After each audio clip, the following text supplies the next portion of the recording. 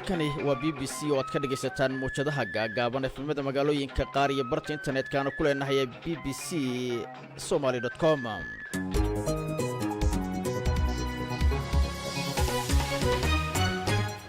duhur wanaagsan dhegaystayaal saacadda Afrikada bari waa 2 duhurnimo 20 bisha Maarso 2022. qodobada barnaamijka aad ku maqli doontaan waxaa ka mid ah gudoomiyihii guddiga doorashada Hirshabeelle ku gacan saaray xilka qaadis uu ku sameeyay madaxweynaha Hirshabeelle kuna tilmaamay sharci darro.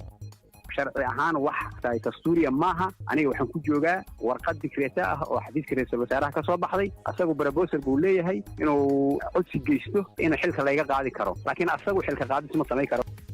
ruushka oo sii xoojiyay duqeymaha uu ku hayo magaalooyinka dalka Ukraine, weerar lagu qaaday masaajid ku yaala dalka Canada. waxaa kaloo barnaamijka ku maqli doontaan awcisuuda qarbadan weeye dadka dhinta hadda 10 qof weeye ee ciidamada ay gacantooda ku dileen dadkaas oo saaka caleemasaadka u diyaar garowsanaa meeshii wax lagu caleemasaar la doonayay meyd baa yaala dhiig baa daadsan dadkiina buuraha qaarkood ku jira waa yaaban yihiin xukuumadda shacabkeeda la dagaalamaysa aad baa loola yaabay.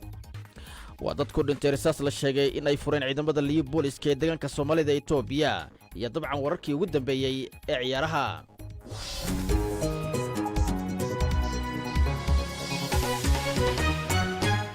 qodobada iyo qodobo kale Soomaalida iyo caalamka ku saabsan waa inoo soo socdaan, balse marka hore warkii dunida iyo Saciid Xasan Anteeno. mahadsanid Axmed Badar. madaxweynaha Ukraine Volodymyr Zelensky ayaa ku tilmaamay go'doodinta Ruushka ee magaalada dekada leh ee Mariupol far argagax leh oo qarniyo soo socda la xasuusan doono. 300,000 oo rayid ah ayaa ku go'doonsan magaalada. maamulka magaalada ayaa ku andacoonaya in sabtidii Ruushka uu duqeeyay iskuul ay gabaad ka dhiganayeen 400 oo qof, isla markiiba suuragal way noqon weysay in la xaqiijiyo. iyadoo la hadlaysay BBC-da xildhibaanad Miss Kira Rudig oo sidoo kalena ah hogaamiyaha xisbiga mucaaradka ee Golos ee Ukraine ayaa sheegtay in dadka deegaanka ay sameynayaan wax waliba oo suuragal ah si ay isaga caabiyaan weerar kale. waxaa dhacay duqaymo xun habeenkii xalay ahaa. 3 maalmood ee ugu dambeysay waxaan aragnay ugu yaraan 4 guri oo ay burburiyeen gantaalada Ruushka. magaalada marar hore ayay ku fashilmeen oo waxay sii wadaan isku daygii ay uga soo bixi lahaayeen duleedka magaalada.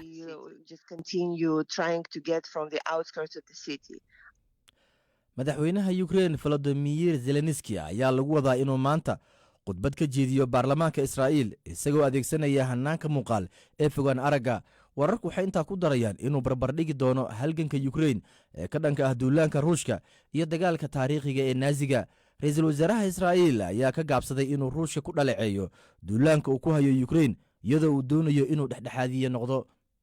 baabuur ayaa jiray dad badan oo ku sugnaa tuulo ku taalla koonfurta dalka Biljamka, halkaasoo ay ku dhinteen ugu yaraan 6 qof. dhowr qof ayaa si xun u dhaawacmay. darawalka ayaa isku dayay inuu baxsado balse waa la xiray. faa'iidada sanadlaha ay soo saartay shirkadda weyn ee shidaalka ee Sacuudiga Aramco ayaa ka badan sanadkan 2 jibaar tii sanadkii hore.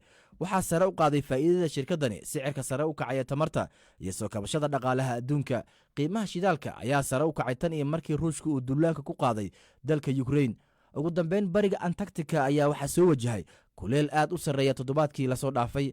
xarunta cilmi baarista ee Concordia ayaa waxay ogaatay in darajada ka hooseysay 12 heerka qabowga in haatan uu heer kulkeedu gaaray celcelis 40 digrii wax ka sarreeya. intaa waxay nagu dhan warkii aan dib idinku celiyo Axmed Badar iyo qeybaha kale ee barnaamijka. Badar. Saciid Xasan Anteeno iyo warkii dunida ayaa degeysanayseen u diyaar garooba qeybaha idaacadda inooga haray. aan ku bilaabnay sidii hordhaca barnaamijka waad ku maqlayseen gudoomiyihii guddiga doorashada guddiga hirgelinta doorashooyinka heer maamul goboleed Hirshabeelle ayaa ku gacan saaray go'aan xilka qaadis oo ka soo baxay xafiiska madaxweynaha maamulka Hirshabeelle. qoraal ka soo baxay xafiiska madaxweyne Cali Xuseen Guudlaawe ayaa waxaa lagu sheegay in xilka gudoominimada iyo xubinimada guddiga hirgelinta doorashada dowlad goboleedka Hirshabeelle laga qaaday Axmed Xasan Diini, isla markaana loo magacaabo xilkaasi Maxamed Xuseen Maxamed Waadi. balse gudoomiye Diini ayaa BBC-da u sheegay in xilka qaadistaasi aan loo marin qaab waafaqsan sharciga, waxaana madaxweynaha Hirshabeelle ku eedeeyay carqaladaynta iyo fargelinta doorashada. gordhaweyd ayuu gudoomiye Axmed Xasan Diini ugu waramay khadka telefoonka. waxaa caqabad badan ku timid oo is-hortaag lagu sameeyey doorashada ayada oo doorashada dhibaatada haysa ee ugu weyneed madaxweynaha stateka hirshabeelle tiim oo isagu hogaaminayo ku jiraan wasiiro iyo xildhibaano arrintii baan isku qabannay waad arkayseen shalay guddiga doorashooyinka heer siid waxay shaaciyeen 3 kursi oo la rabay doorashadooda inay isniinta qabsoonto kuraastii ay shaaciyeen waxaa ka daba tegey oo horstaag ku sameeyey wasiirka arrimaha gudaha hirshabeelle taasoo ah faragelin iyo dagaal qaawan oo lagu soo qaaday doorashada intaasaa isku dhaca keentay xalay siqi dhaxane dee waxaan arkaya warqad uu soo saaray madaxweynuhu uu leeyahay xilkan kaga qaaday guddoomiyaha dee waana habraac iyo sharci ahaan wax dastuuriya maaha aniga waxaan ku joogaa warqad dikreta ah oo xafiiska ra'iisul wasaaraha ka soo baxday asagu proposal buu leeyahay inuu codsi geysto in xilka laga qaadi karo laakiin asagu xilka qaadis ma sameyn karo sida ku cad warqadda la soo saaray eedeymo fara badan ayaa lagu soo jeediyey oo ay ka mid tahay xagaldaacinta doorashada iyo hufnaan la'aanta shaqo oo dhanka doorashada arrintaasi maxaad uga jawaabaysaa walaalow aniga haddaan xagaldaacinayo ama doorashada aan ninka hor taaganahay kuraas sooma dhejiyeen waxaa markhaati ah ninkii kuraastii lasoo dhejiyey hor istaagay inuu yahay ninka diidan doorashadu inay socoto waayo anigu shaqadeydii iyo mas-uuliyaddeydii waaba doorasho haddaan qaba waayana dee shaqadii aan lai igmaday baaban ku fashilmaya waad og tahay waktigii doorashada waa soo gebagabo 15 Maars ay ahayd isteedyada intooda badan way soo gebagabeeyeen annagana waxaana haysatay carqaladaas iyo faragelintaas madaxweynaha ayaa tiim kala yimiday jowher oo watay halka la yimiday oo doorashadan beledweyne tiim dalaaliin ah oo dadkii ka shaqaynaya waxyaaba aan doorashada ku habboonayn oo guddiyadii iyo nidaamkii doorashada loogu talagalay inay ku socoto carqalad ku noqday waxaan isku daynay inaan xal u helno waxaan isku daynay inaan madaxweynahan yidhaahdo madaxweynow sharciyada doorashada ayaan laga bixin waan awoodi weynaa arrintaas wuuna naga dhegaysan waayey dee waxay isu bedeshay markii dambe khilaaf iyo inaan annagu mas-uuliyaddii aan lahaynay dee annagu ma awoodi karno inaan cid gacanta u gelino aan shaqo ku lahayn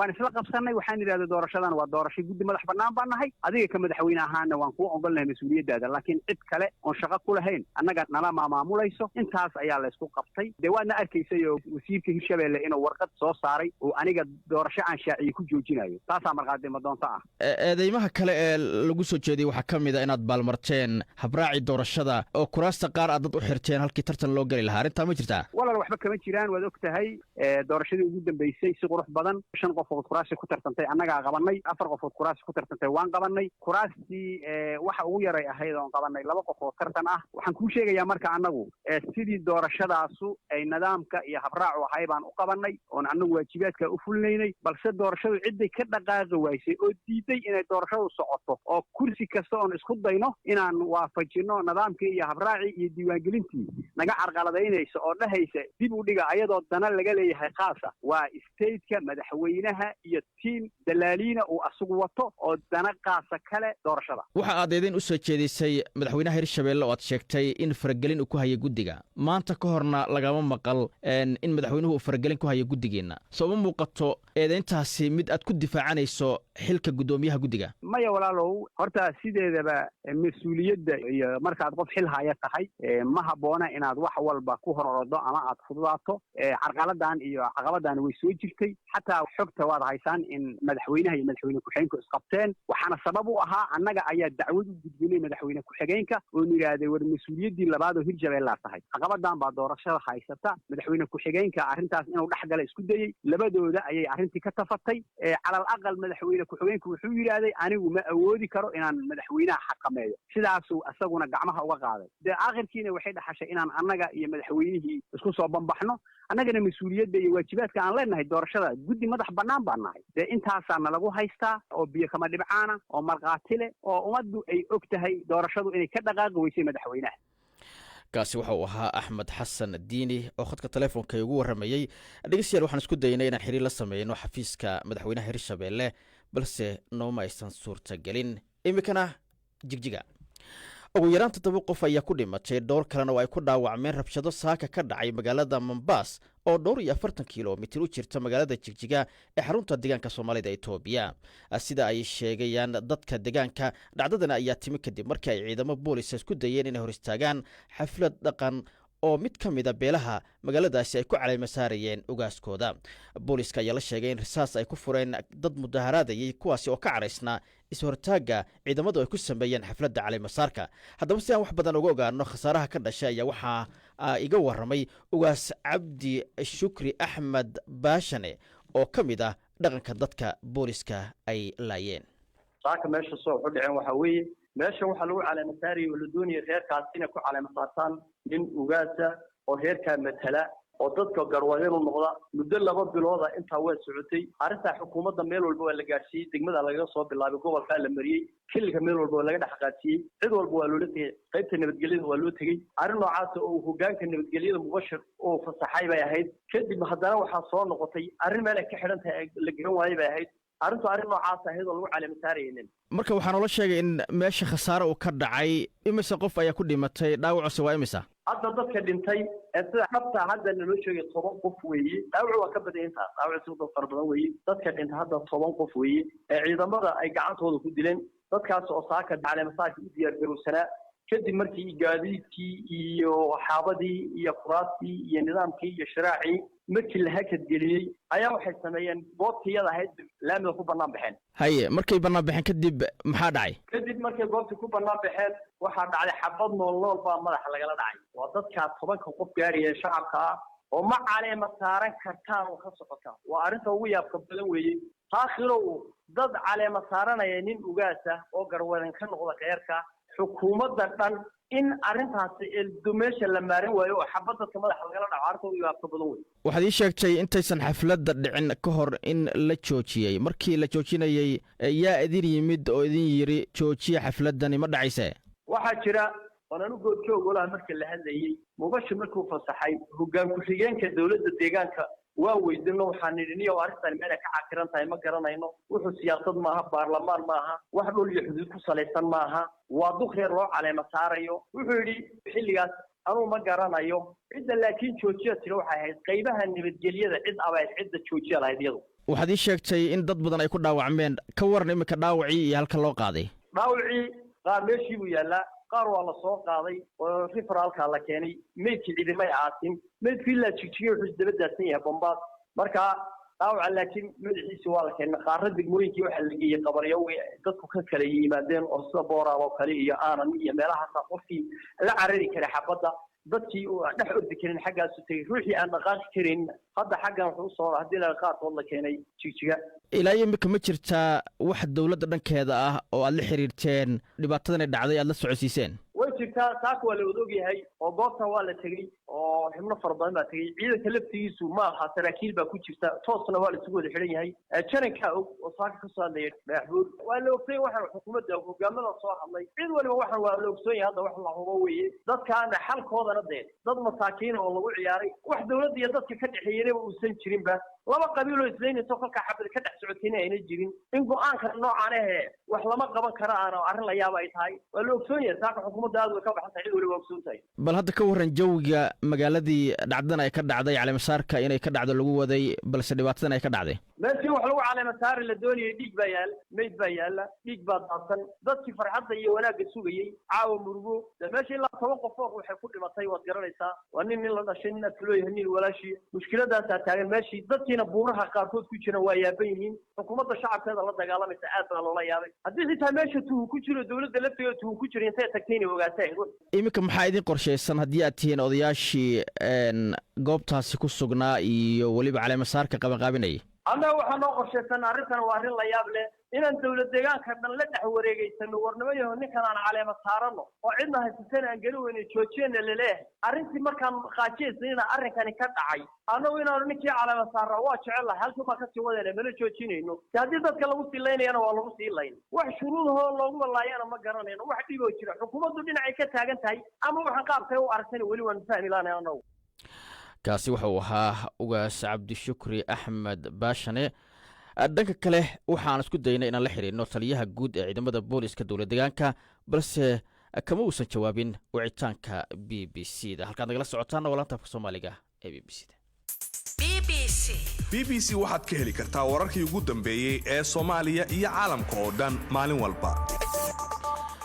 imikana Ukraine dalka Ukraine weli waxaa soconaya duqeymaha Ruushka uu ka wado magaalooyin dhowr ah oo ka tirsan dalkaasi. Mas'uuliyiinta Ukraine waxa ay sheegeen duqeymaha Ruushka in qaarkood lala eegtay iskuulo ku yaala magaalada Mariupol. dhanka kalena dowladda Ukraine waxay mamnuucday xisbiyo siyaasadeed oo ay sheegtay in gacan saar ay leeyihiin dowladda dalkaasi Ruushka. xasan cali geela ayaa la fadhiya stuudiga. xasan, maxaa ugu dambeeyay? axmed beder, saraakiisha dowladda Ukraine ee magaaladaasi godoonsan ee Mariupol ayaa Ruushka ku eedeynaya in duqeymo lala beegsaday dugsi farsamada lagu barto oo ku yaal magaaladaasi godoonsan ee Mariupol oo gantaal uu ku dhacay Ruushku leeyahay. ma jiro war madax bannaan oo xaqiijinaya weerarkan, hase yeeshee golaha deegaanka ee Mariupol ayaa sheegaya in 400 oo qof ay gabaad ka dhiganayeen dhismahaas iskuulka, balse ma aysan sheegin tirada rasmiga ah ee dadka la filayo inay meeshaasi ku dhinteen. madaxweynaha Ukraine Volodymyr Zelensky ayaa ku tilmaamay godoonka Ruushka uu geliyey magaaladaasi mid argagixiso oo qarniyada soo socda la xusuusan doono, wuxuuna guriga ama xarunta Kremlinka ama madaxtooyada Ruushka uu ku eedeeyey in ay gashay dembiyo dagaal. Блокадний Маріуполь увійде у історію відповідальності за воєнні. Godoominta Mariupol waxa ay geli doontaa taariikhda mas'uuliyadda dembiyada dagaalka. in arrintani kale ay ku sameeyaan kuwa soo duulay magaalo nabdoon waa argagax la xusuusnaan doono qarniyada soo socda. mar waliba oo ay dadka reer Ukraine arrintani u sheegaan caalamka, waxay helayaan taageero badan. mar walba oo Ruushka uu adeegsado argagaxgelinta dadka reer Ukraine, waxa sii xumaanaya cawaaqibka ka dhalan kara. Проти України, тим гірше наслідки наступають для неї. kaas wuxuu ahaa madaxweynaha Ukraine Volodymyr Zelensky. ku dhawaad 300 oo kun oo qof ayaa ku godoonsan magaalada Mariupol, halkaasi oo dagaal laga soo sheegayo inuu haatan ka socdo wadooyinka ku yaala bartamaha magaalada. duqa magaaladaas ayaa sheegay in kumanaan qof oo ka tirsan dadka deegaanka si xoog ah loogu qaaday dhanka Ruushka. arrintaasina ilaa ay haatan lama xaqiijin. dhanka kale Axmedow, madaxweynaha Ukraine ayaa amray in la xiro 12 xisbi oo sida uu sheegay taageersan Ruushka inta uu dagaalka socdo. waxa uu yiri xisbiyadaas way xirnaan doonaan. go'aankan ayaa daba socday go'aan ka soo baxay golaha amniga qaranka iyo difaaca dalkaasi Ukraine. madaxweynaha waxa uu sheegay in siyaasi kasta oo isku dayo inuu la shaqeeyo Ruushka ama uu abuuro kala qaybsanaan uu wajihi doona jawaab adag. xisbiyada ugu waaweyn waxaa ka mid ah xisbiga mucaaradka ee Platform for Life oo ah xisbiga ugu weyn mucaaradka dalka Ukraine. waxa uu cambaariyay go'aankaasi oo ku tilmaamay mid sharci darro ah, wuxuuna ku baaqay ama ugu baaqay xildhibaanadiisa iyo howlwadeennada kale in shaqadoodii ay sii wataan. xasan cali geela ayuu hawa mahadsan yahay. bikara dalka Canada, booliska dalka Canada ayaa gacanta ku dhigay in la sheegay in saaka uu weerar ku qaaday dad muslimiin ah oo ku tukanayay masaajid ku yaala halkaasi. ninkani ayaa la sheegay in weerarka uu ku qaaday masaajid ku yaala magaalada Michigan, halkaasi oo dhowr qof uu ku dhaawacay. haddaba warkii ugu dambeeyey ee dhacdadani waxa aan ka wareystay goordhow Duraan Xasan Yare. axmed, masaajidka la yiraahdo al-tawxiid oo ku yaala magaalada Michigan ee gobolka Ontario ayaa saaka salaadii subax dad muslimiin ah oo jamaaco halkaasi ku tukanayay waxa weerar ku qaaday nin hubeysan oo sida la sheegay ku hubeysnaa waxyaabo kala duwan. dadka qaarkood waxay sheegeen inuu faas iyo wax la mid ah uu watay, halka kuwa kalena ay sheegeen in waxyaabaha dadka lagu buufiyo taasna inuu watay. marka ninkaas ayaa jamaacadaas masaajidka ku tukanay weerar ku qaaday. dabadeedna qaar ka mid ah jamaacadii ayaa salaadii ka baxay. halkaas ayay ninkii isku duubeen. dabadeedna booliska ayay waceen. booliska ayaa ka soo gaaray. marka dhibaatadaas ayaa dhacday. qaar ka mid ah jamaacadii halkaasi ku tukanaysay ayaa la sheegay in ay soo gaareen dhaawacyo kala duwan, inkastoo haatan wararkii ugu dambeeyay ay sheegayaan inay dhaawacyadoodu ay fudud yihiin. marka sidaas ayaa wax u dhaceen. ninkaas eedaysana ahana haatan waxaa lagu soo oogay dacwado kala duwan, inkastoo maxkamaddu ilaa iyo haatan aysan soo saarin wax go'aan ah, maadaama arrintan ay tahay mid dhacday isla maantaba. marka sidaas ayaa Axmed wax u dhaceen. dadka haatan dhaawac uu soo gaarayna haatan dhaawacoodu waa u fudud yahay. Duraanow, dowladda Canada weli wax warar kama soo saartay weerarkani iyo dhacdadani masaajidka ka dhacday. si aad ah ayay dowladda Canada uga hadashay arrintan, uga falcelisay. ra'iisul wasaaraha dalka Canada Justin Trudeau ayaa ka hadlay oo sheegay in arrintan ay tahay arrin aad iyo aad looga xumaado. wuxuu fariin gaarsiiyey dadkii dhibaataduna ay gaartay ee muslimiinta ahaa oo u tacsiyadeeyey oo u sheegay inuu arrintaas aad iyo aad uga xun yahay. sidoo kale waxa uu ra'iisul wasaaraha Canada sheegay in arrinta muslim nacaybka ah aysan wax raad ah ku lahayn dadka reer Canada. dadka reer Canada Kanadana diin kastoo ay haystaanba ay yihiin dad walaalo ah oo hal wadan uu ka dhaxeeyo. Marka aad ayaa ra'iisul wasaaruhu uga hadlay. Sidoo kale waxaa ka hadlay duqa gobolka Ontario la yiraahdo Doug Ford oo asaga laftigiisa uu sheegay inuu wada dadaal ku aadan sidii arrimaha muslim nacaybka looga hortagi lahaa. Marka dawladda Canada aad iyo aad haddii ay ahaan lahayd duqa gobolka iyo haddii ay ahaan lahayd ra'iisul wasaaraha iyo sidoo kale qaybaha kala duwan ee bulshada aad ayaa arrintan uga falceliyeen. Sidoo kale waxaa ka hadlay Axmed oo arrintan golaha muslimiinta ee dalka Canada oo dawladda dhexe ee dalka Canada iyo dawlad goboleedyada intaba ka codsaday in dhibaatooyinkan soo laalaabtay dalkan Canada ee dadka muslimiinta loo geysanayo in tallaabo laga qaado. Marka ilaa iyo maanta si aad ah ayaa qaybaha kala duwan ee bulshada dalka Canada arrintan aad iyo aad ay uga falceliyeen. Waxaa jiray dad booqday oo madax ah dadkii dhaawacyadan ay masaajidka ka soo gaareen. Marka aad iyo aad ayaa looga falceliyey. aad iyaana dadku u muujiyeen shucuurtooda in arrintan aad ay uga xun yihiin.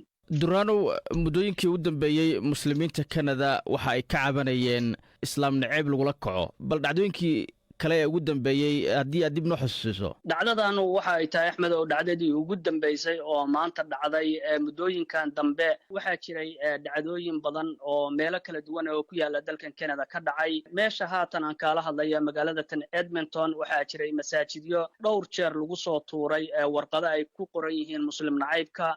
Sidoo kale waxaa jiray dad lagu bartilmaameedsaday oo dhibaatooyin loogu geystay masaajidyo kala duwan oo ku yaala guud ahaan dalkan Canada. Dhacdadii ugu oo Canada ka dhacda waxay ahayd midii 2017 dhacday taasoo masaajid ku yaala gobolka Quebec weerar lagu qaaday halkaasna lagu dilay 6 qof oo muslimiin oo halkaas ku cibaadeysanaya iyadoo dad kalena halkaas lagu dhaawacay. Duraan waa u mahadsan yahay. haddii ciyaarihii aan eego galabta waxaa jira kulamo ka tirsan horyaalka Ingiriiska.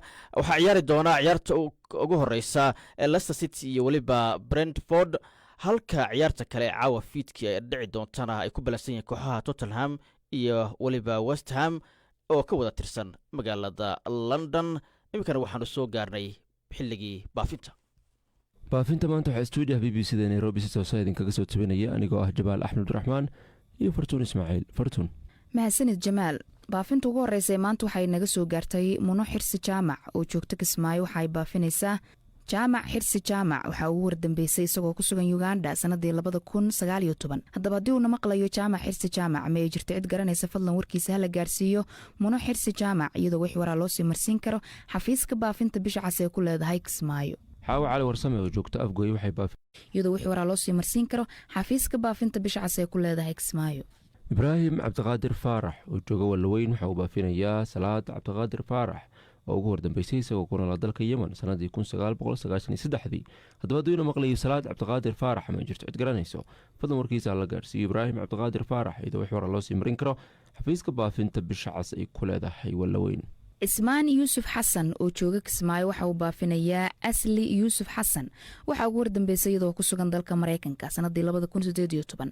haddaba haddii ayna maqlayso Asli Yuusuf Xasan ama ay jirto cid garanaysa fadlan warkeeda hala gaarsiiyo Ismaan Yuusuf Xasan iyadoo wixii waraa loo sii marsiin karo xafiiska baafinta bisha cas ee ku leedahay Kismaayo.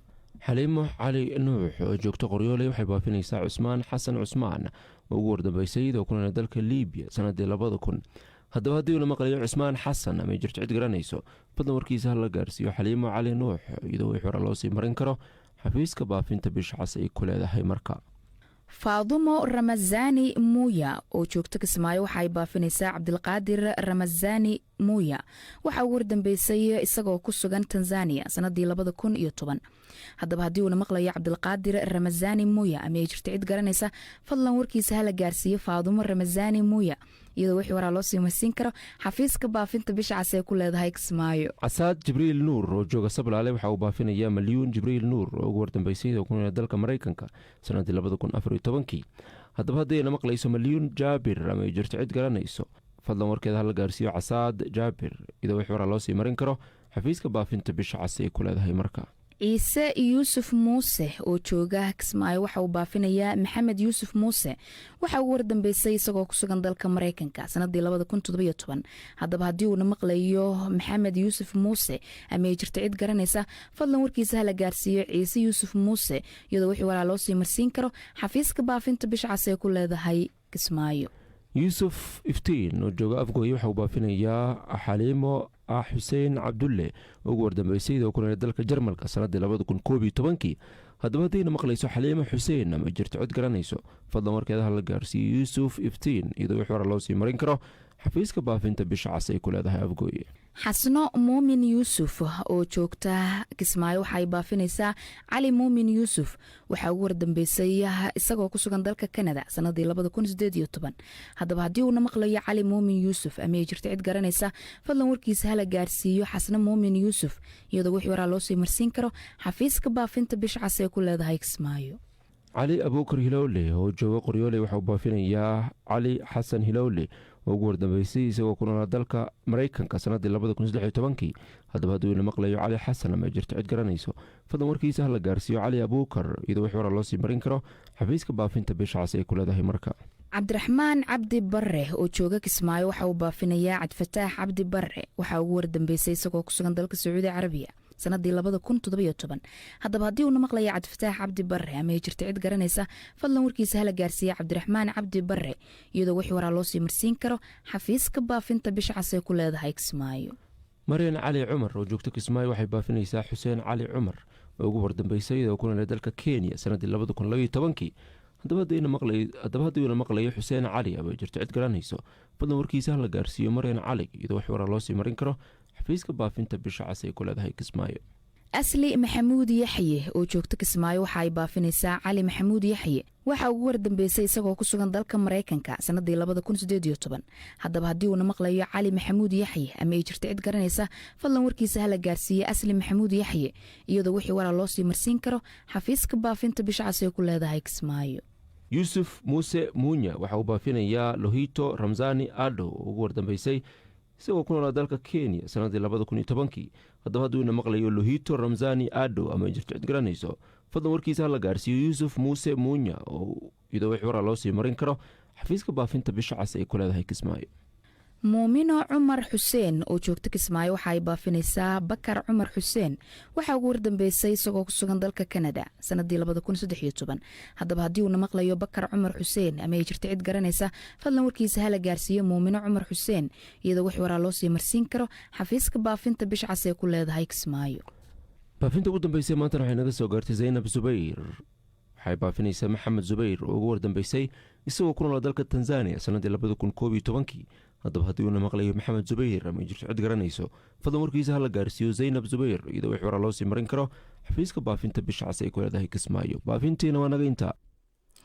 jamaal iyo fartuun oo baafintana la socodsiinaya aad ay ugu mahadsan yihiin. barnaamijkii duhurnimo uu soo saaray xasan cali geelle anagu axmed bedel la socodsiinaya intaasi naga dhantan iyo 5 galabnimo sidaa iyo nabadgelyo.